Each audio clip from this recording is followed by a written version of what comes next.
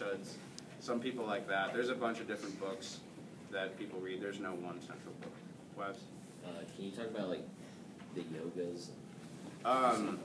Yeah. So the yogas, like, yeah, I was really surprised. Like, honestly, like, they're out there. Like, people know about them, but I don't think like. I've never heard of like a person who like subscribes to like one specific yoga. Because like honestly, like logically, that's not really possible. Because let's say you subscribe to Bhakti Yoga, which is the yoga of love for God and love for other people. So you can't really say that you like love God and love other people unless you're like going out there and you're doing actions and you're serving other people. And you're not doing that unless you're really like thinking about other people and thinking about God. So really, it's like a combination of like all of them in a sense. I guess that, you know, some people believe, like, there's this notion of, like, just, like, going out there and, like, being, like, really isolationist and, like, living in the forest and just, like, kind of, like, meditating on God. I guess that works for some people, but I'm more experiential. I guess it really depends to each person. Everybody's unique. Hinduism believes that there's multiple ways to find the truth. As far as the yogas go, I mean, I personally don't think you can be like one or the other, but I'm sure some people disagree with me. Yep. 5 minutes left. All right. You were talking about how like God is everywhere, manifested and everything. How does that come about? Like with the whole like cows are sacred? Yeah. So how the cows are sacred thing works. Milk and butter is used in some of the like ceremonies in Hinduism. Fire is really important in Hinduism. Actually, the word for igneous comes from Agni, which means fire in Sanskrit. That's how important fire is in Hinduism. And so to keep the fire going in Hindu ceremonies, they use butter. They use clarified butter. And milk is also pretty important in the process. I'm not sure how exactly it factors in, but it's important. And a long time ago, there wasn't that many cows in India. They're not. I don't think they're indigenous to India.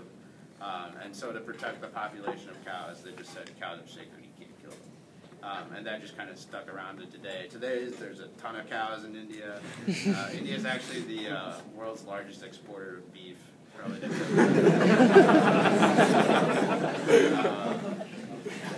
yeah, so that's how the cows are sacred things come in. There's like Shiva's. Each god kind of has like a sidekick animal. It's kind of weird. And Shiva's is a cow, so that kind of factors in the whole sacredness thing.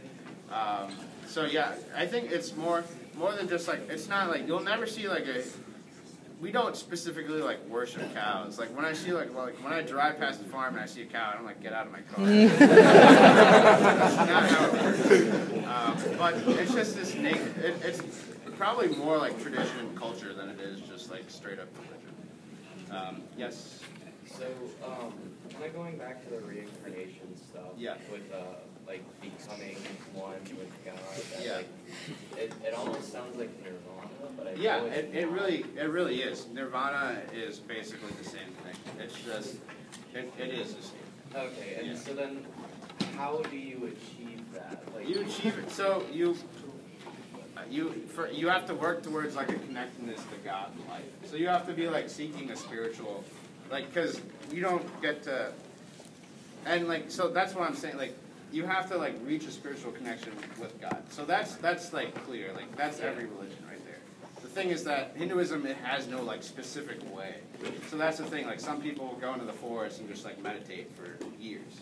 Some people believe that they should go do service to others, and that's how they find God. So it's really vast and like, different. Everybody has their own opinion. But Central Hinduism, I mean, it believes you lose your consciousness and that you become like engulfed in God. You become one with God, which is kind of a scary concept when you think about it. You lose you, but you become one with God. So I don't know. It's kind of different. Norton's got the last question from TJ. Yeah. That's it.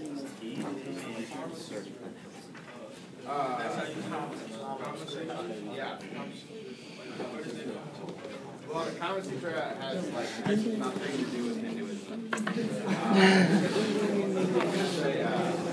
No, like you're right. This should be clarified. What it is what it is, guys. It's a book of sex positions. Like, whoa. that's what it is. That's all it really is. It has nothing to do with Hinduism. Library? What? Library? It's not in the